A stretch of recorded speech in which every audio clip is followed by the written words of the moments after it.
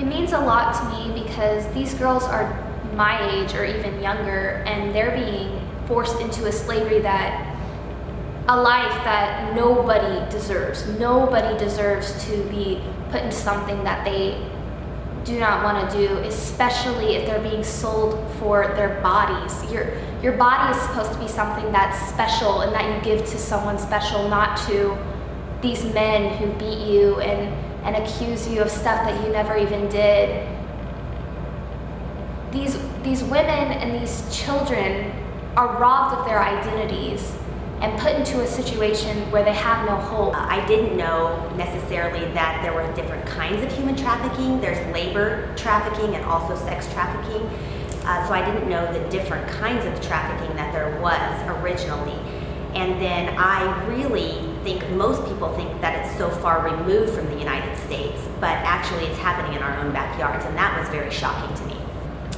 I think that most people are scared off by this task because it seems so overwhelming, and it seems like maybe there's nothing that we can do. But I think that we have to start one by one making a difference, and we might not be able to stop it right now, but we have to do something about it.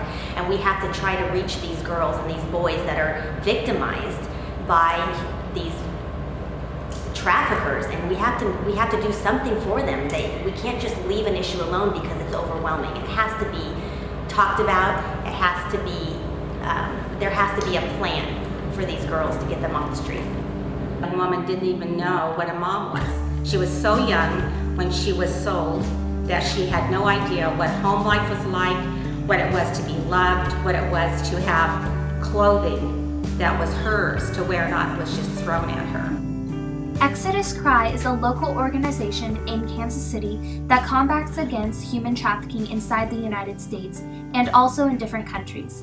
This organization, along with many others, is one that people of all ages can get involved in to help fight this injustice. Of the sexualization of our culture. I think in America especially, just with the media and everything being so sexualized, our kids grow up in a world where it's sort of accepted that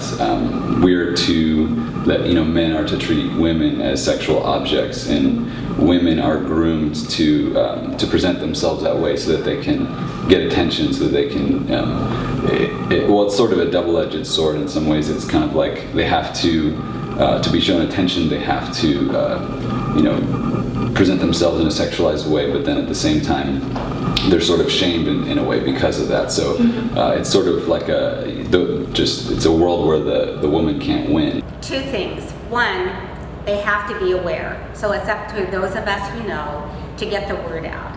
Secondly, once you know about it, do something. If you can help financially, do that. If you can help by getting involved with the organization, helping them get the word out, do it. It's an amazing thing because through your effort, you provide hope to these young women who have none. If we value the life of one person at a time, and we realize that each life is worth the effort and the funds and the time it takes to rescue that one person, then absolutely that's a worthy effort. One of my favorite quotes is from Wayne Dyer, and he says, "Freedom means that you are unobstructed and you're living the life that you choose. Anything less is a form of slavery."